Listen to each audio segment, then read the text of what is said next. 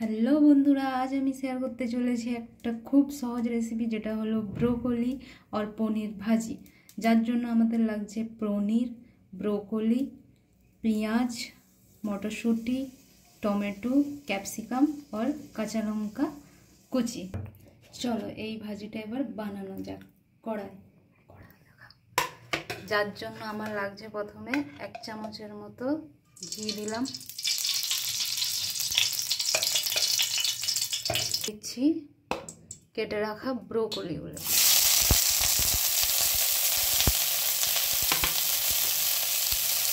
ব্রোকলিগুলো হালকা করে নেড়ে নিচ্ছি, নেড়ে একটু ঢাকা দিয়ে দেবো। ব্রোকলিগুলি 1 মিনিটের জন্য আমি ভেজে নিয়েছি। এরপরে দিচ্ছি আমি ক্যাপসিকাম, যেহেতু ব্রোকলি খুব একটা ভাজার দরকার নেই। এরপরে ক্যাপসিকাম দিয়ে একটু নাড়াচাড়া করবো। এরপরে আমি দিচ্ছি পেঁয়াজ কুচি। গ্যাসের ফ্লেমটাকে লো টু মিডিয়ামে রাখবো। পেঁয়াজটা 40 সেকেন্ডের মধ্যে নেড়ে নেবো। লো ফ্লেমে করে একটু ঢাকা দিয়ে দেবো কড়াটা। পেঁয়াজটা ভাজা ভাজা হয়ে গেছে, ব্রোকলিটাও প্রায় অর্ধেক ভাজা হয়ে গেছে।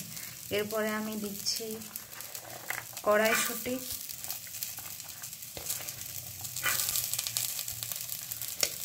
এরপরে আমি দেবো টমেটো কুচি আর কাঁচা লঙ্কা কুচি, আর কিছু গুঁড়ো মশলা অ্যাড করছি, লবণ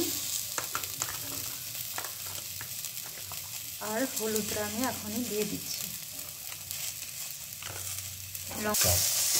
ব্রোকলিটা আমি লো ফ্লেমে 5 মিনিট নেড়ে নিয়েছি। দেখুন বন্ধুরা, একদম সিদ্ধ হয়ে গেছে প্রায় ব্রোকলিটা। এরপরে আমি দিয়ে দিচ্ছি পনিরটা দিয়েই নেড়ে নামিয়ে নেব।